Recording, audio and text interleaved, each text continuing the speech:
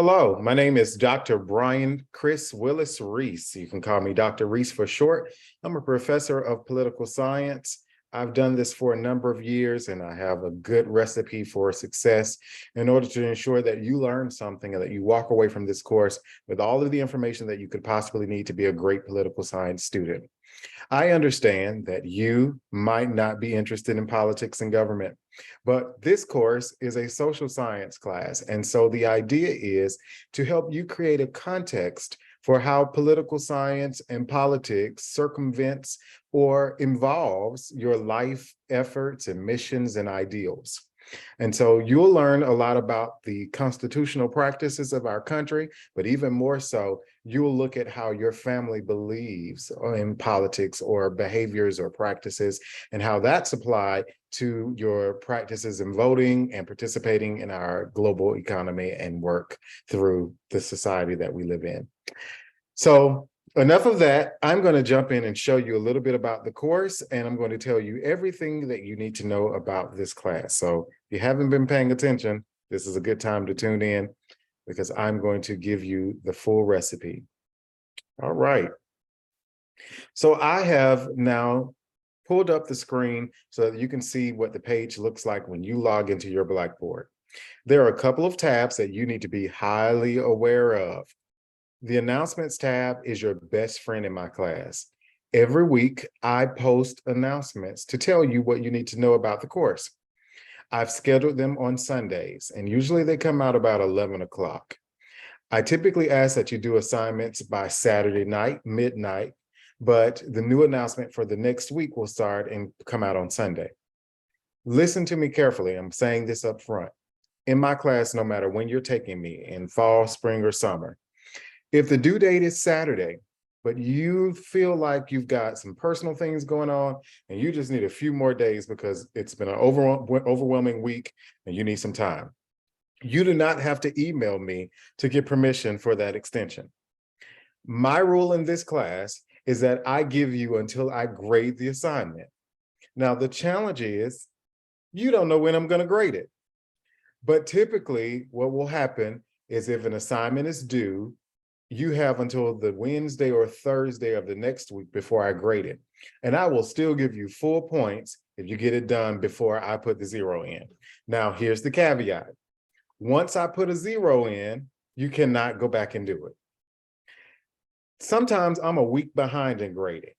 And I've had students that catch the assignment in the morning that I start grading, and I will grade it and give them full credit because they turned it in before I checked it. However, I do not like when I put a 0 in that you try to go rush and do the assignment, because that means you've not been paying attention to the course, you've not been following along. And now because I put a 0 in and you saw it in the grade book, now all of a sudden you're rushing to do it. Bad business. So if you do it before I grade it, you have time to get it done. All right. I'm not one of those professors that like to stress people out. I've been in undergrad before, so I understand. All right. So announcements tab, you'll see that I have a welcome message that's already here. This video is going to be linked right here. I say in the announcements tab, if you ask me a question that's included in this video, I'll refer you back to this video, so you might as well watch it. I talk a little bit about myself, and I put a big note out here that you need to know. I do not provide study guides for exams. You may, however, create your own study guide, typed or written, and you can use it on the exam. It doesn't bother me to see you do that. Each week, I will tell you what's due. So by the end of the week of the first week of class, I'm going to speak more general than I am more specific about the course, because I might use this video again in future semesters. You'll see which chapter we're in, the topic that we're working on in the chapter. You'll see the assignment that we'll be working on and what's due. And you'll also see when it's due by. All right. Usually it's the end of the week from the first week of class that first group of assignments are due. Now remember, you shouldn't miss these and be late for the first week of class. But if we get to week 5 or 6 and you're like, okay, I just need 2 days, take the 2 days. Don't blow my emails up. Just take the 2 days. It'll be okay. I promise you. You can relax, take a deep breath, and it'll all be fine. All right. Next important tab on this, and I want you to see before I transition that I pre-schedule these. So they're all ready. Look at week 11 and 12, all right? So they're ready to go, and they're on a calendar that's going to release them the week they're supposed to be released. All right, syllabus tab. Second most important tab in any class. It may be the more important tab in every class, and then announcements might be the second one. But in my class, I really hinge on those announcements because that's where I put all the information. But you want to check the syllabus in every class that you have. So pause. Every class that you're enrolled in, you need to read the syllabus. It is like the law book of every class. And so here, where it says POLS, spring, but it may not be spring when you're taking my class. So we're just going to talk in general. The syllabus is typically here, and I usually put it in a different color. You click on it, it's going to come up. You're going to see some information, talks about my class being online, talks about every part of my course being a digital course and online driven. Although I live in Paulding County, I've been online with West Georgia for a long time now, and I have not been to campus since summer of 2017. And so typically I take on the online courses and teaching them. Your textbook is outlined here with a link, expectations, behaviors, etc., withdrawal information, and the equivalencies in the course. What percentage are all of these things going to count when you're taking this class? Most importantly, the course schedule. Now, this year I was very kind. I put the course schedule on the main page, but usually I don't, because if it's in the syllabus, it is accountable to you and me. So you can see every assignment that's going to be due in my class. All right? No secrets. And when you take a class like mine, everything is open, so you're welcome to work ahead. You just can't get too far behind. All right? So let's take a look at some of the things you have to do. You have to do some discussion posts. You have to do some quizzes. They may be listed inside the chapter as exams. That's okay. They use quiz and exams interchangeably. I also want you to notice, depending on which semester you take me for, that I usually exclude like a skip over on chapters. So this video was originally made for the spring of 23, well, the winter, but the spring course of 23. And so this semester, my students are not doing the odd discussion posts, right? But they are doing the quizzes in odd and the quiz and discussions in even. And that changes based on the semester. You'll have to look at the syllabus to know what my expectations are for that semester. I know last semester I didn't require the odd quizzes or discussions. It just changes based on emotions and time of year and what I've got going on. But I am requiring for the spring for students to do the quiz, but not the discussion in the odd chapter, and then both the quiz and discussion in the even chapter. So the midterm is going to come really quick. I try to open up things early so that you don't have to worry about it. So the midterm is going to open up on February 18th, and it's going to be open until on the 4th till the 18th. And it's from chapters 1 through 9, which we would have covered already by then. Now, here's the other thing. In the announcements tab, the password is going to come to you and open up around the last week of January. So whatever the last Sunday, right in between where January turns into February, you're going to get the password for the midterm. And you can go ahead and start on it. You'll have it, but these are the available dates that I'd like you to take it within.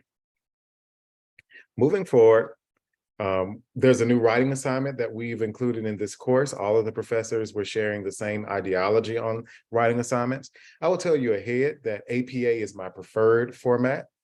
And so make sure that when you write a paper for me, if you want me to grade it with a smile on my face, APA will make me smile. You can do MLA, but I won't be smiling about MLA. You want to smile?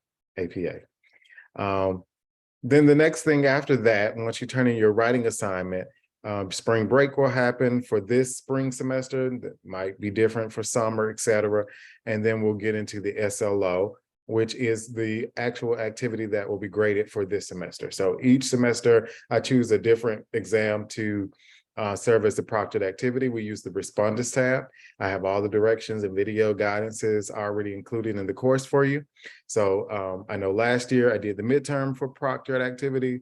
This semester I'm doing the SLO. Who knows, I might do the final next one. But this SLO will be open from April 9th to April 22nd. So around April 2nd or 3rd, you'll get the password and it'll be available to you for you to go ahead and get started if you want. And then the final exam, which is a separate exam, will be open the following week from April 16th to 29th. I'll give you plenty of time to get it done.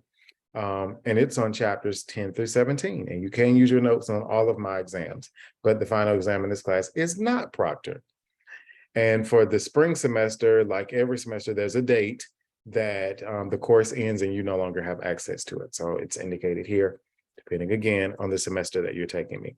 So we've gone through the announcements tab and the syllabus tab. Let's go to the lessons tab.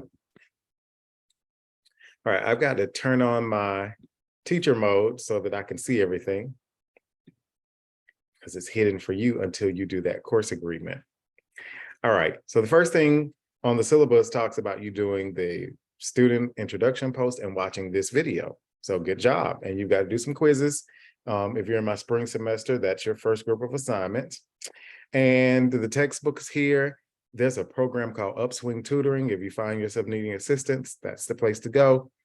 And all of the information is linked inside of these, so you can kind of follow along and look up ways to get that assistance and how do you book the session, etc.